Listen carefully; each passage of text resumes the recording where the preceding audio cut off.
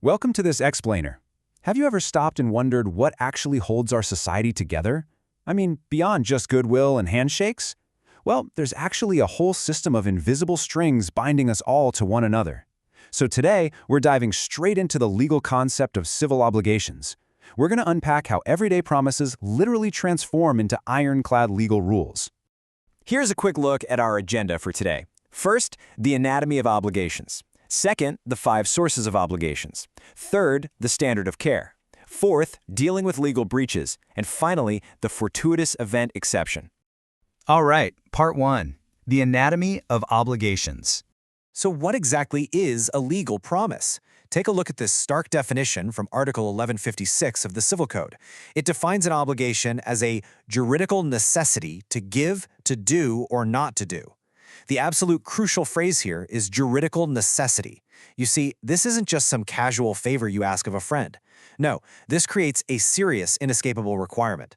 Under the law, you're bound to perform a specific action, like delivering something you sold, or strictly refrain from doing something, like not building a fence over your property line. But what actually gives this necessity its power? Well, it's something called the juridical tie, or the legal tie. Think of this tie as the essential element, the glue, that actually binds the parties together. It's the defining feature that turns a simple, everyday promise into a legal necessity. And the catch? Once this tie is established, walking away is just no longer a simple option. Moving right along to Part 2, 5 sources of obligations. Now you might be wondering, where do these invisible strings actually come from? According to Article 1157, there are exactly 5 sources. We have law, contracts, quasi-contracts, acts or omissions punished by law, and quasi-delicts. But notice the really strict rule regarding that very first one, law. Obligations derived directly from the law are never presumed. They absolutely must be expressly determined in the Civil Code or in special laws for you to be bound by them. If it isn't written down, you just can't assume an obligation exists. Now let's contrast that strictness with our second source, contracts. While the law acts as this universal set of rules imposed upon us, contracts essentially allow you to write your own binding laws with another person. They literally have the force of law between parties. Once you agree, you have to comply in good faith. It's a pretty powerful tool, right? You're voluntarily tying that invisible string to yourself. Okay, Part 3, the standard of care. So if you're obliged to give something to someone, you obviously have to take care of it until the delivery actually happens. But how carefully? Article 1163 uses this rather quaint civil law phrasing. It says you must use the proper diligence of a good father of a family. Now, unless your specific contract or another law requires a higher standard of care, this right here is your default baseline. It essentially just means you have to act like a reasonably careful, responsible person who is safeguarding something valuable. But here's where it gets interesting. This standard of care actually shifts depending on exactly what you're delivering. The creditor's power changes dramatically based on whether the item is determinate or indeterminate. So if the thing is determinate, let's say a specific one-of-a-kind custom guitar, the creditor can actually compel you to deliver that exact item. But if the item is generic or indeterminate, like a standard sack of rice, they can't force you to hand over one specific sack. They can just demand that the delivery be fulfilled even at your expense if you fail to do it yourself.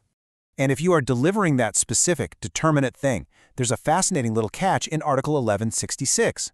The law actually requires you to include all of its attached parts, accessions, and accessories, even if you didn't explicitly promise to do so in the contract.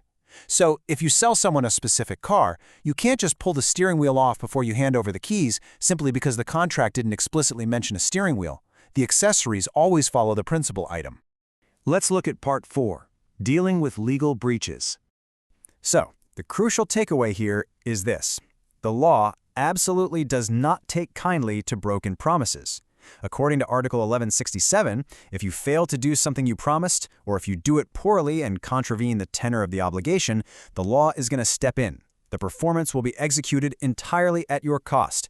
And it gets worse. If you did a terrible job, say you built a crooked wall, the court can literally order that your poor work be completely undone, again, entirely at your expense.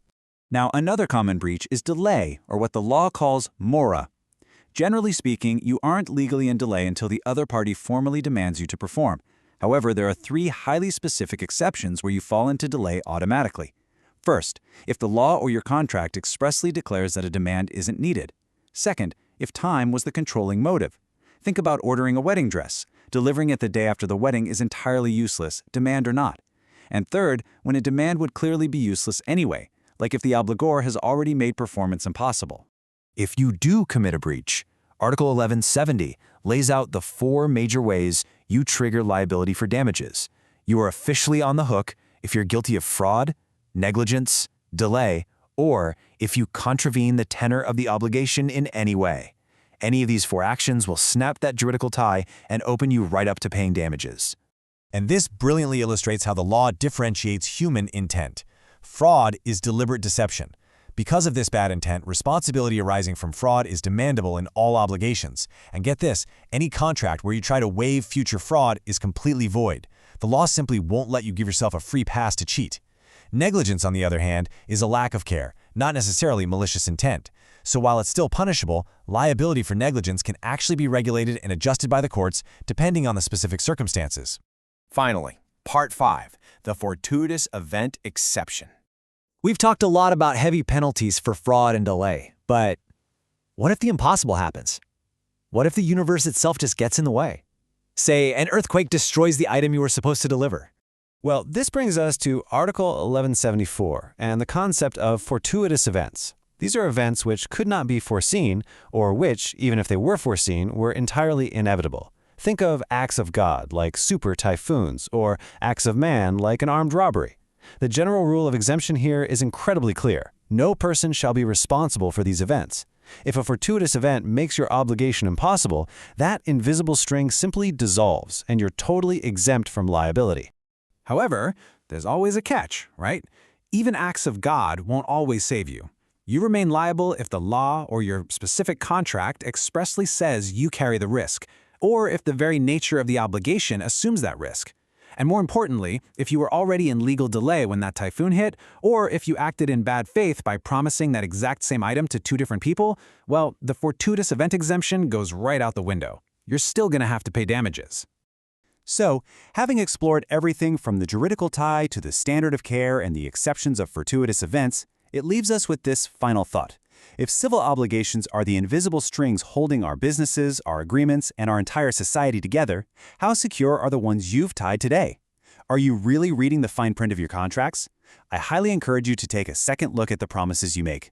Thanks for joining me on this explainer, and keep learning.